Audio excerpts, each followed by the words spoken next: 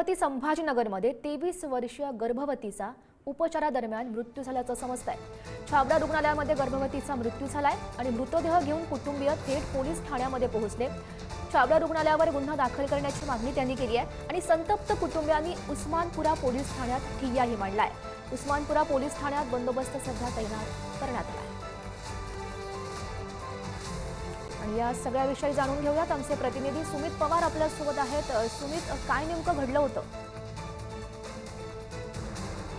छावडा हॉस्पिटलमध्ये उपचार सुरू असताना 23 वर्षीय गर्भवती महिलेचा मृत्यू झाल्याची धक्कादायक घटना समोर आली आहे। यानंतर मुस्कान सालाम चाऊस असं त्या मृत महिलेचे नाव असून या घटनेचे संतप्त नातेवाईकांनी थेट मृत्यू घेऊन उस्मानपुरा पोलीस ठाणे गाठला आहे। रुग्णालयाच्या हलगर्जीपणामुळे या महिलेचा मृत्यू झाल्याचा आरोप नातेवाईकांनी केला। त्यावर हॉस्पिटलवर कारवाई करून गुन्हा दाखल करण्याची मागणी देखील नातेवाईकांकडून करण्यात येत आहे। परिस्थिती तणावपूर्ण झाल्याने उस्मानपुरा पोलीस ठाण्यात कडक बंदोबस्त तैनात करण्यात आला आहे। पोलिसांकडून नातेवाईकांची शोध काढण्याचे प्रयत्न सुरू आहेत।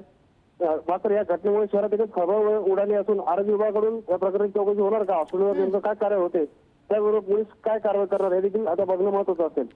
बरोबर, नक्कीच सुमित धन्यवाद दिलेल्या सगळ्या सविस्तर माहितीसाठी।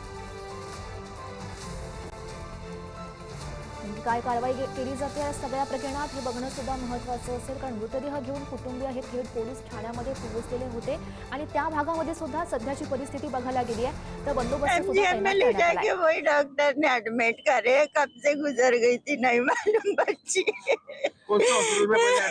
छाबड़ा के हॉस्पिटल में थे ना। आपका आरोप क्या है? मेरा इंसाफ करो, मेरे बच्ची के साथ जो करे तुम्हें कुछ इंसाफ होना।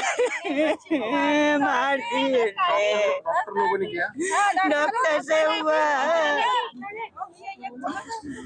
सीजर के बाद बच्ची को गोली खिला दिए, पानी पिला दिए सीजर होने के बाद में। पेशाब नहीं हो रही थी बच्ची को। बच्चा कैसा है? बच्चा अच्छा है, बच्चा अच्छा है बच्चा।